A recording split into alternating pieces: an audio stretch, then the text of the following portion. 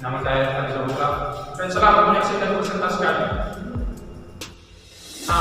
Pengertian sistem politik. Sistem adalah sesuatu yang berhubungan satu sama lain sehingga membentuk suatu kesatuan. Dengan demikian, sistem pasti mempunyai struktur yang di dalamnya terdapat elemen-elemen yang satu sama lain saling berjalinan dan tidak dapat dipisahkan satu dari yang lain sehingga membentuk suatu kesatuan yang bulat. Politik adalah interaksi antara pemerintah dan masyarakat dalam rangka proses pembuatan kebijakan dan keputusan yang mengikat tentang kebaikan bersama masyarakat yang tinggal dalam suatu wilayah tertentu. Politik sering diartikan sama dengan pemerintah atau government. Pemerintah atas dasar hukum atau legal government atau negara statis. Selain itu, politik juga sering diartikan sama dengan kekuasaan atau power, kewenangan atau autokratik dan atau keterisian Sistem politik adalah sekumpulan pendapat, prinsip yang membentuk satu kesatuan yang berhubungan satu sama lain untuk mengatur pemerintahan serta melaksanakan dan mempertahankan kekuasaan dengan cara mengatur individu atau kelompok individu satu sama lain atau dengan negara dan hubungan negara dengan negara. Secara umum, kegiatan politik menyangkut tujuan masyarakat. Dapat dikatakan bahwa sistem politik merupakan kegiatan dalam berwarga negara untuk melaksanakan tujuan tersebut. David Einstein berpendapat bahwa sistem politik sebagai interaksi yang berhasilkan dari seluruh tingkah laku sosial sehingga nilai tersebut diabaikan secara orientas kepada masyarakat. Konsep pokok politik adalah 1. Negara atau stat, 2. Kekuasaan atau power, 3. Pengambilan atau keputusan, 4. Kebijakan, 5. Pembagian. B. Struktur sistem politik di Indonesia. A. Suprastruktur politik. Suprastruktur politik merupakan mesin politik resmi di suatu negara sebagai penggerak politik formal. Dalam perkembangan ketatanegaraan modern, pada umumnya elit politik pemerintah dibagi dalam kekuasaan eksekutif, pelaksana undang-undang, legislatif, pembuat undang-undang, dan yudikatif yang mengadili pelanggaran undang-undang. Suprastruktur diatur dalam Undang-Undang Dasar tahun 1945. Suprastruktur politik pemerintah antara lain: 1. MPR atau Majelis Permusyawaratan Rakyat, 2. DPR, Dewan Perwakilan Rakyat, 3. Presiden dan Wakil Presiden, 4. BPK atau Badan Pemeriksa Keuangan, 5. DPD atau Dewan Perwakilan Daerah, 6. MA atau Mahkamah Agung, 7. MK atau Mahkamah Konstitusi, 8. KY atau Komisi Yudisial. Fungsi suprastruktur: 1. Pengambilan keputusan oleh lembaga legislatif dan eksekutif, 2.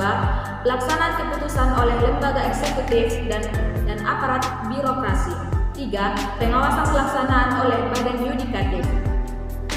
B. Infrastruktur politik. Infrastruktur politik merupakan suasana kehidupan politik rakyat yang berhubungan dengan kehidupan lembaga-lembaga kemasyarakatan dalam kegiatan dapat mempengaruhi kebijakan lembaga-lembaga kenegaraan dalam menjalankan fungsi serta kekuasaannya. 1. Partai politik. Partai politik secara mendasar adalah sebuah organisasi atau institusi yang mewakili beberapa golongan masyarakat yang memiliki tujuan yang sama, yang kemudian bersama-sama berusaha untuk mencapai tujuannya tersebut.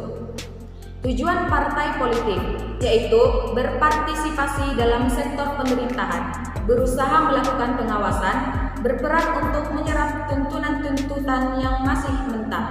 Sistem kepartaian. Menurut Maurice Duverger, partai politik suatu negara digolongkan menjadi 3 macam, yaitu 1. Sistem monopartai atau sistem satu partai, yang kedua sistem duipartai atau sistem 2 partai, dan yang ketiga sistem multipartai atau sistem banyak partai.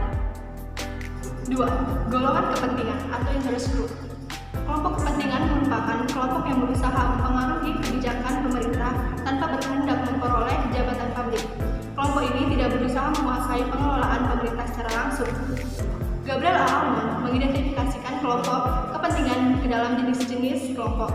Yang pertama, interest group asosiasi. Interest group ini khususnya didirikan untuk memperjuangkan kepentingan-kepentingan tertentu dari masyarakat atau golongan, namun masih mencakup beberapa yang luas, misalnya NU, Muhammadiyah, Kadin, SPSI, dan lain-lain. Yang kedua yaitu interest group institusional.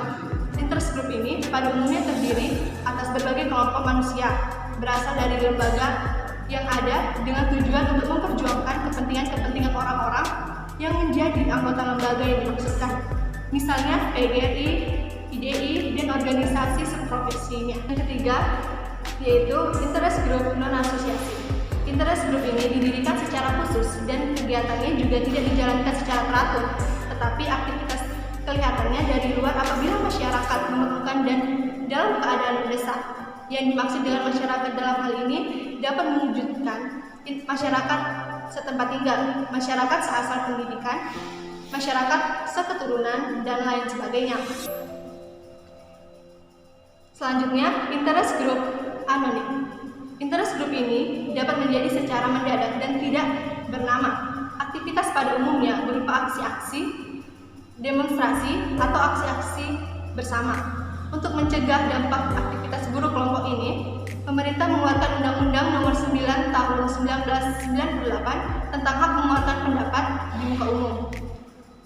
Ketiga, media komunikasi politik atau political communication media.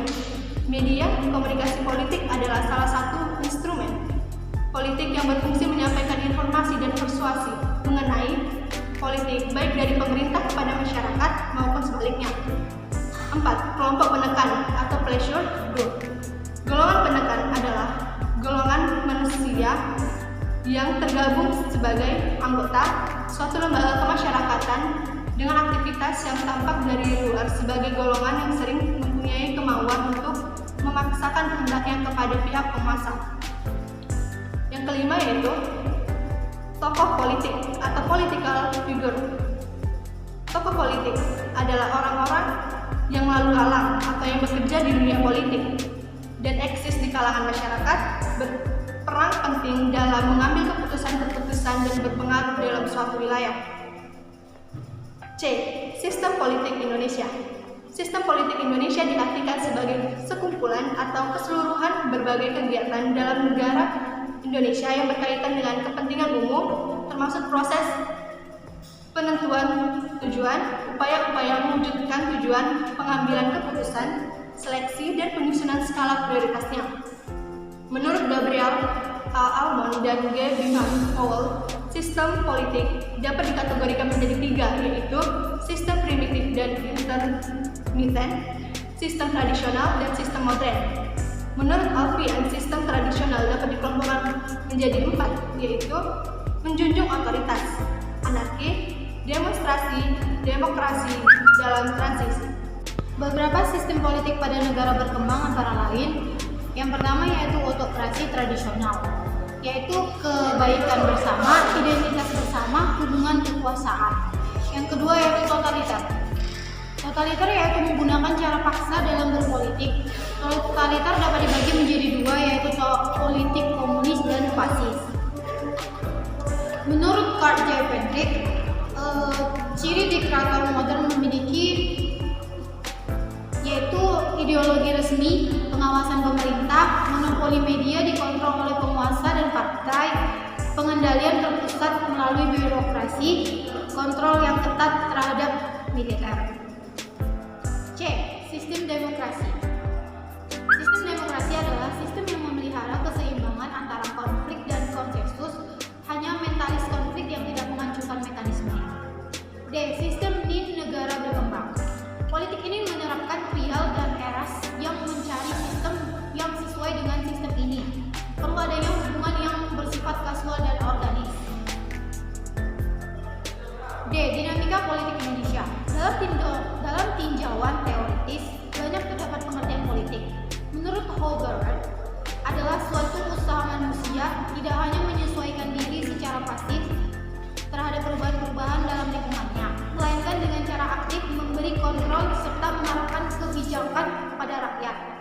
Politik merupakan suatu proses untuk menentukan dan melaksanakan tujuan hidup bersama. Sedangkan dinamika politik Indonesia adalah perjuangan insan politik dan substansinya secara embrional.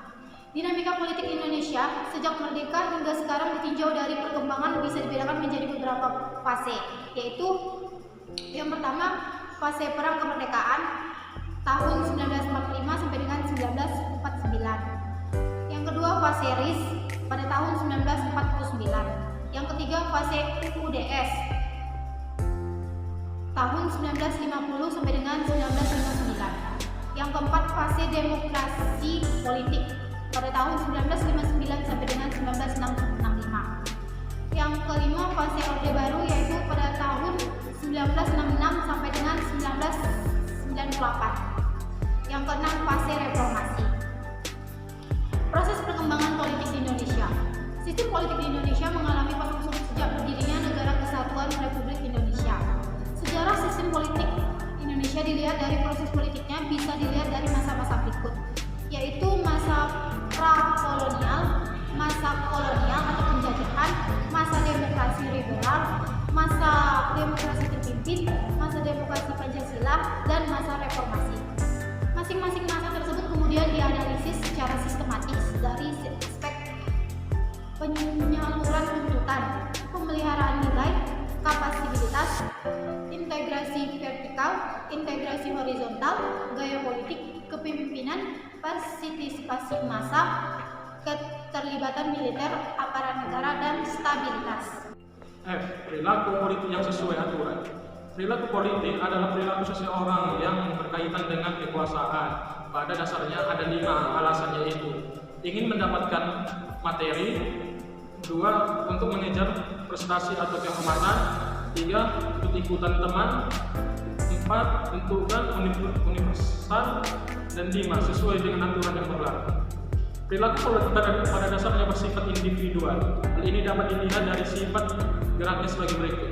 A. Perilaku politik radikal. Radikal adalah aliran politik yang menginginkan perubahan dalam masyarakat secara drastis untuk mendapat tujuan yang diinginkan.